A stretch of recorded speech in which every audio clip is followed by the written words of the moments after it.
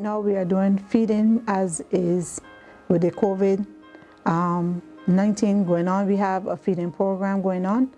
And before the COVID was actually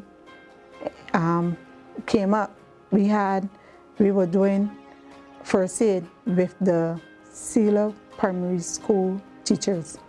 We usually try to teach or train people in disaster preparedness, and that is one of our main projects, to have the various communities, various households knowing what to do in case of a disaster, how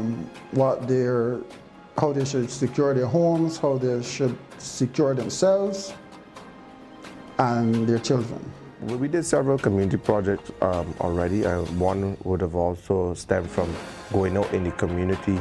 First of all, when we first started as a young DEO, to go and mobilize members by showing the strength of the DEO, visiting the flood areas.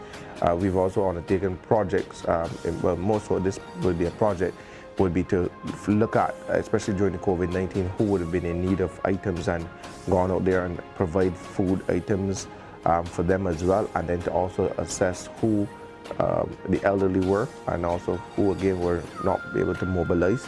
And another part that we thought was important is how much children were in a household that were affected and the age group.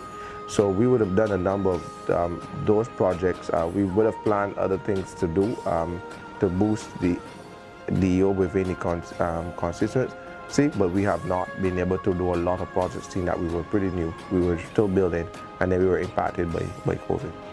The St. James North DEO is a recently revived DEO. But since we have started, we have done approximately 2 or 3 programs.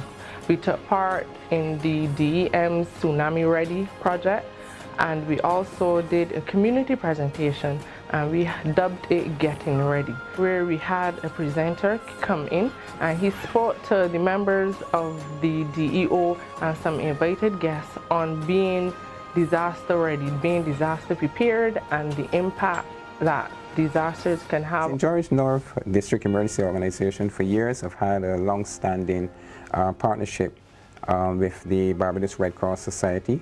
We've done quite a bit of work in our communities with them.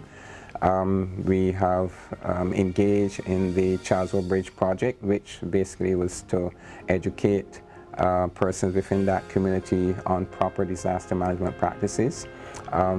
We would have worked along with the Red Cross to initiate training in areas such as early fire suppression, vulnerability and capacity assessments, and what have you. This is, some of the activities that we've done through the Red Cross. Besides that, on our own, the DEO, what we refer to as PIAs, or pre-impact assessments. We try to do this on a regular basis, not just during the hurricane season, but outside of the hurricane season as well. And the PIAs are intended to gather information in regards to the vulnerabilities in the community. We try to seek out those vulnerable persons, as well as trying to identify the hazards that are present in the communities. And through this exercise, we tend to learn quite a bit of what is happening within the community, those communities themselves.